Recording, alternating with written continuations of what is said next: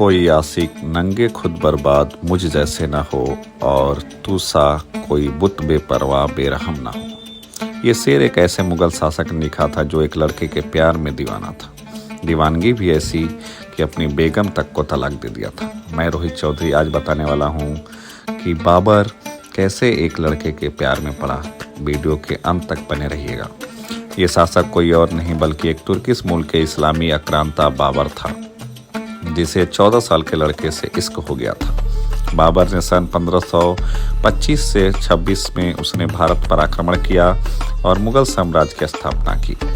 बाबरनामा बाबर की आत्मकथा है, जिसमें उसने अपने जीवन के इस पहलू का जिक्र किया है। इसमें उसने लिखा है कि कैसे वह उर्दू बाजार में बाबरी नाम के एक लड़के से प्यार में पड़ गया।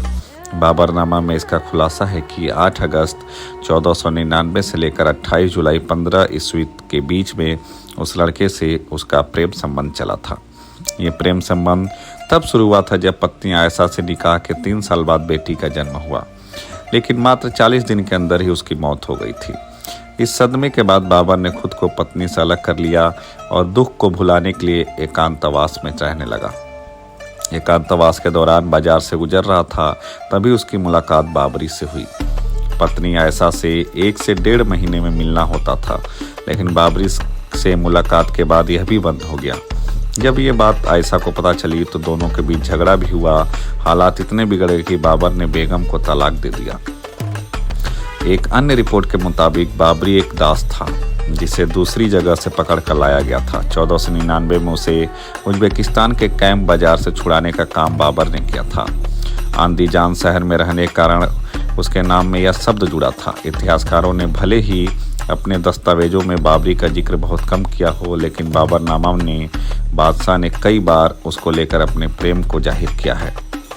उसके प्रेम में कविताएं लिखी। बाबर ने उसे घुड़सवारी सिखाई और अस्तबल को संभालने की जिम्मेदारी दी। धीरे धीरे बाबर का सबसे विश्वसनीय इंसान बन गया। मई 1507 में बाबर के आदेश की अवहेलना करने पर बाबरी को उसका साम्राज्य छोड़कर जाना पड़ा।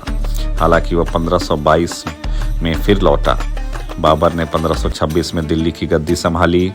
उम्र करीब 37 साल की थी। बाबरी की मौत तब हुई जब बादशाह दिल्ली के बाद अवध की तरफ साम्राज्य बढ़ाने की कोशिश कर रहा था। यह बाबर के लिए बड़ा झटका था। 1528 में जब अयोध्या में मस्जिद का निर्माण हुआ, तब इसकी सूचना सेनापति ने बाबर को दी, तो बादशाह में इसका नाम प्रेमी बाबरी के नाम पर रखा गया।